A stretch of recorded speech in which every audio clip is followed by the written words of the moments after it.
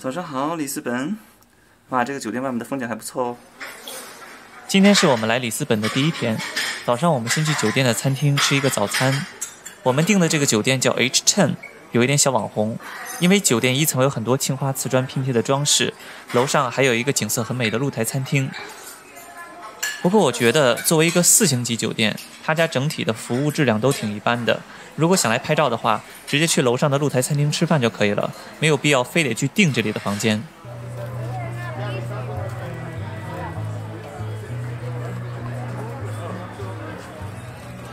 我们现在来到了葡萄牙的首都，也是第一大城市里斯本。那来到这里的第一印象就是感觉比之前的波尔图要大很多，同时也要热很多。可以看到后面的风景真的很漂亮。我们将在这里展开大概2天左右的旅程。那我们现在先去看一看吧。里斯本是葡萄牙的首都，也是第一大都市。如果有去过澳门的人，应该会听到有些场所被称为葡京。那这个葡京呢，就是里斯本的别称。北临辛特拉山，南沿大西洋，得天独厚的地理位置使得里斯本成为了欧洲乃至世界最古老的城市之一。在公元前，这里曾被罗马共和国统治，之后经历了各种各样的其他族群的统治，最终在12世纪成为了葡萄牙的领土。至此，里斯本就一直是欧洲和地中海一带最为重要的港口城市之一。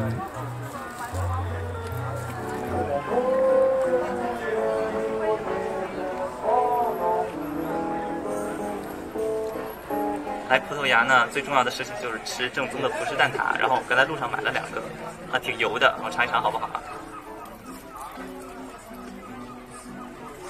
好像比普通的蛋挞要甜腻一点，口味稍微重一点，还是蛮推荐尝一尝的。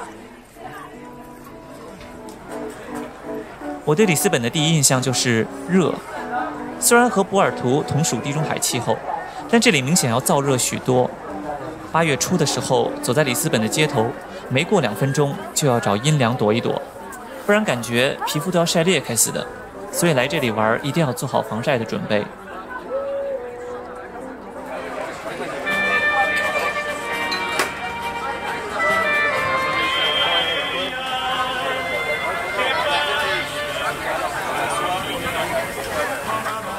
天气实在是太热了，然后我们2个买了一杯这个叫 Pina Colada， 这是一个当地的饮品，带一点酒精，然后我们打算尝一尝，非常热带的感觉哦。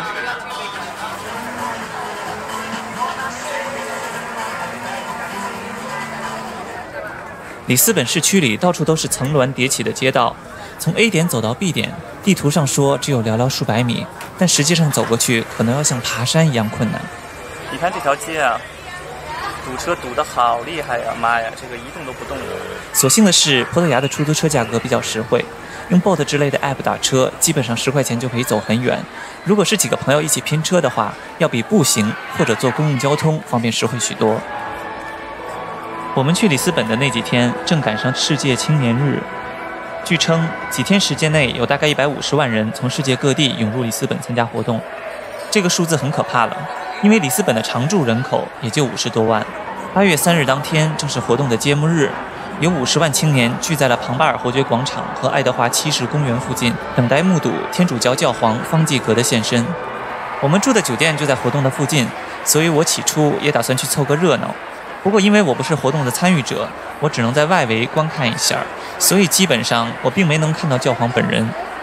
另外呢，这个活动也导致里斯本被严格的交通管制，当天很多的路都不通，对出行游玩造成了很多影响。不过这种活动大概一辈子也只能碰到1次，所以还是个很新奇的体验，感受一下青年的热情和朝气吧。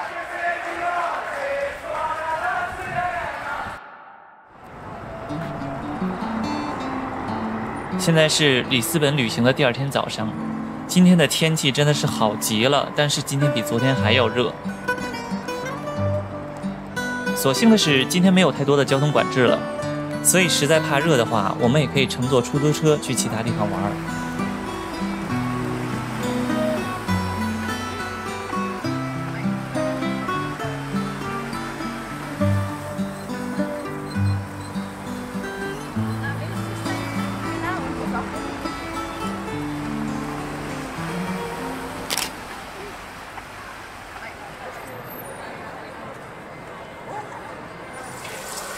天实在是太热了，我们在外面走了一会儿，感觉整个人的皮都快晒爆了，所以没有办法，我们找了一个餐厅躲一会儿，然后吃个午餐。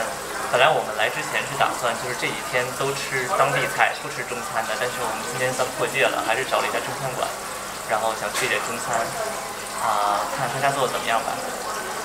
看看我们点了一个干炒牛河，一个炒时蔬，还有一个这个烧腊3拼，尝一尝好不好吃吧。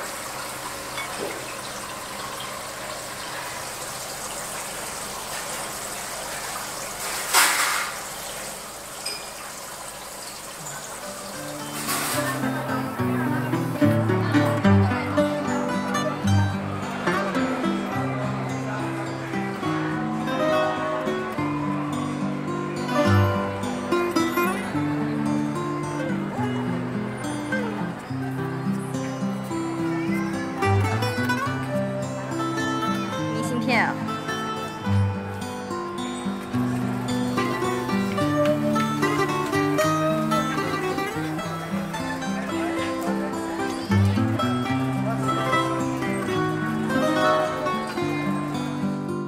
这里发现了一个很有趣的店，从外面看像是一个马戏团一样，但它其实卖的是金枪鱼罐头，而且它的每一个罐头上面都会标注年份，所以你可以去购买你或者你朋友生日的年份的罐头。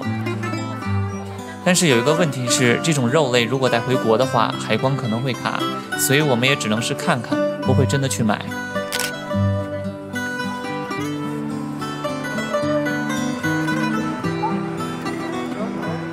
这里是里斯本著名的圣朱斯塔升降机，因为要花钱排队，我们就不上去了，只是在下面拍拍照就好了。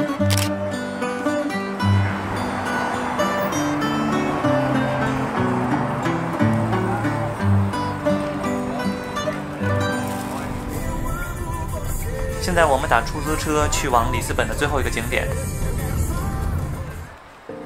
葡萄牙旅行的最后一站，我们选择了贝伦塔。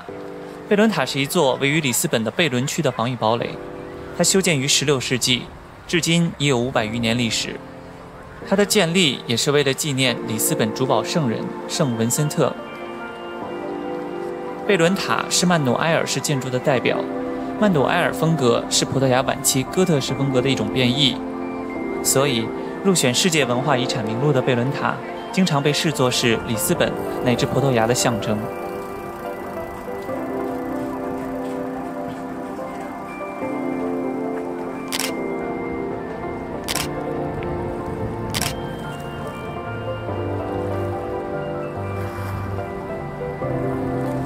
我们在贝伦塔歇脚，是里斯本一个非常著名的景点。然后现在是夕阳西下的时分，这里非常适合拍照，非常的漂亮。这个呢，将是我们在葡萄牙所待的最后一晚。回想起这几天的旅程呢，还是收获挺多的。我们接触到很多全新的历史啊，还有文化等等。我觉得葡萄牙是一个非常 chill、很适合来度假的国家，物价很便宜，然后气候也很好。相对来讲呢，西班牙就相对来讲炎热一些，然后物价什么的就比较商业化一点吧，但是也蛮值得去的。反正葡萄牙我肯定有机会还是会再来的。那我希望大家有机会的话，多去外面走一走，开拓视野吧。拜拜。